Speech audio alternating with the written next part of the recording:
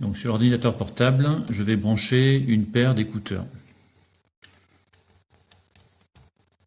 Alors les écouteurs doivent être absolument stéréo, c'est-à-dire que ici sur la prise, il doit y avoir 3 bornes.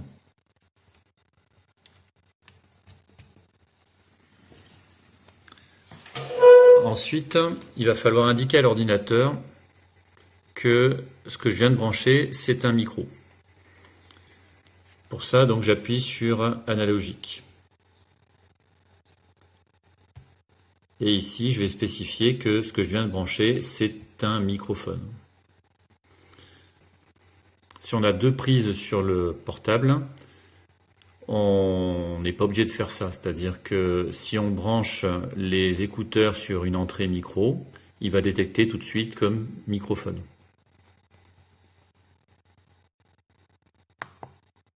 Voilà, maintenant il considère donc que ce sont des microphones.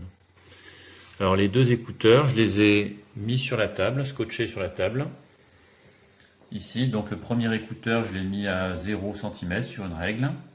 Et l'autre, je l'ai mis le plus loin possible. Et là, il se trouve à 75 cm du premier. Alors maintenant, je vais vérifier que mes 2 micros fonctionnent et que Audacity donc peut enregistrer les 2 micros en même temps. Alors pour ça, je vais tout simplement aller sur un des micros, souffler dessus, et ensuite je vais aller sur l'autre micro et souffler dessus aussi, pour voir si ils enregistrent chacun le son. Alors je lance l'enregistrement, et ensuite je vais aller donc souffler dans chacun des micros.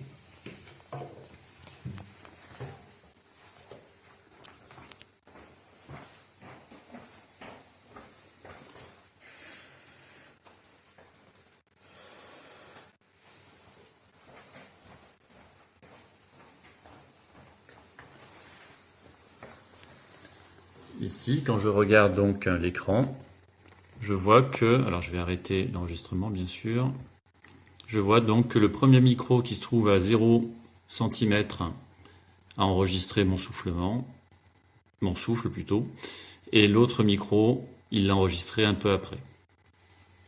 Donc mes 2 micros enregistrent bien indépendamment l'un de l'autre.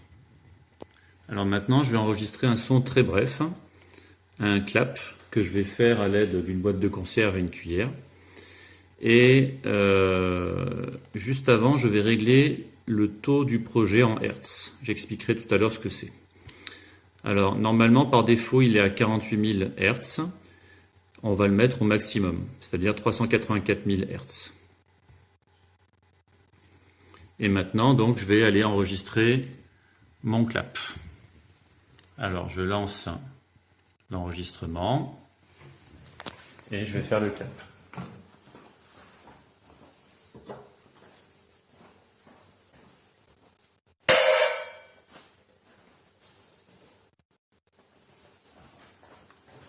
Ensuite, donc, j'arrête l'enregistrement et je vois ici que j'ai bien enregistré le clap. Alors, on a l'impression que les 2 claps sont... le clap est enregistré en même temps pour les 2 micros, mais si je zoome, c'est-à-dire je sélectionne et j'appuie ici sur la loupe, je m'aperçois qu'il y a un décalage entre les 2. Voilà, c'est-à-dire que le premier clap ici a commencé, là, du moins le micro à 0 cm a enregistré le clap, et ensuite c'est le micro à 75 cm qui a enregistré l'autre, du moins le même clap, mais un peu plus tard. Alors comme c'est pas très visible, ce que je vais faire, c'est que je vais normaliser le son, c'est-à-dire je vais l'amplifier un petit peu. Voilà, donc je sélectionne, et ensuite je vais dans Effets, et je vais donc normaliser. Je valide, voilà. Alors les 2 courbes sont pas tout à fait identiques. On remarque que celle du bas, le premier micro, les amplitudes sont plus grandes que le deuxième, forcément, parce que le son est plus fort pour le premier que pour le deuxième. Alors ce que je vais faire, c'est que je vais regarder combien de temps il s'est écoulé entre ici et ici. ici. Voilà. À peu près. Alors comment je fais pour avoir le temps qui s'est écoulé entre les deux? Eh bien tout simplement en bas de la fenêtre, ici, je peux choisir la durée et la fin de la sélection. Ici dans le menu, je peux choisir durée et fin de sélection. Et je peux choisir aussi en heures, minutes, secondes, plus millisecondes. Donc je vais choisir ça. Et je vois qu'il s'est écoulé 0,002 secondes entre les deux micros, tout simplement. Donc à partir de la distance entre les deux micros, 75 cm, et le temps qui s'est écoulé entre les deux, c'est-à-dire 0,002 secondes, eh bien je peux en déduire la vitesse du son.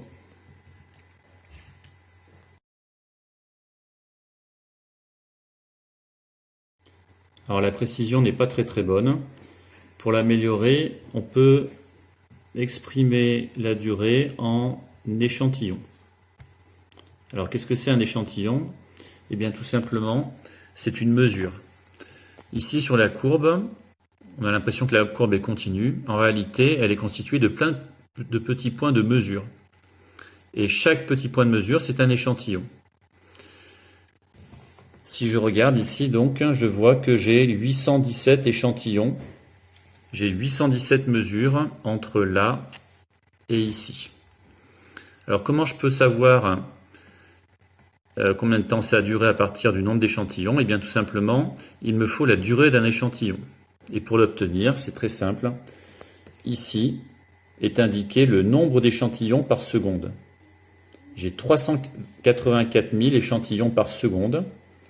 Et en ayant le nombre d'échantillons, eh bien je peux en déduire la durée ici entre là et là.